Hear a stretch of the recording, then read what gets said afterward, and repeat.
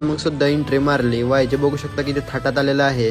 भावाने एंट्री जोरात मारली पण सिंगल स्टँड तुटल्यामुळे त्याला डबल स्टँडवर गाडी उभी करायला लागली. वायजेला तिथं निवांत पोरांच्यात बसून आम्ही निघालो होता कॉलेज लाईनचा एक चक्कर मारायला. कॉलेज लाईनचा चक्कर मारून आपण वापस निघालो अण्णाच्या गाड्या जायला. तिसऱ्यांदा मग एंट्री बघू शकता झालेली आहे ऋतुराज भैयाची. ऋतुराज भैया म्हटलं आता वेगळाच विषय म्हटलं की आपण डायरेक्ट निघालो कंटेंटच्या शोधात. जाताना कॅफे क्राऊनचं शूट राहिलेलं ते पहिलं करून घेतलं. शूट करून आपण डायरेक्ट पोचलो राजमाची गावामध्ये असलेल्या ह्या मंदिरापाशी. आता हे मंदिर आपल्याला आतून पाहायचं होतं पण बाहेर कोण नसल्यामुळे आपण काय आत गेलो नाही. तिथून आपण आलो गावामध्ये असलेलं प्रसिद्ध देवस्थान जानाई देवीच्या मंदिरापाशी. इथचं शूट घेऊन मग चला मग आता पुढे जाऊया.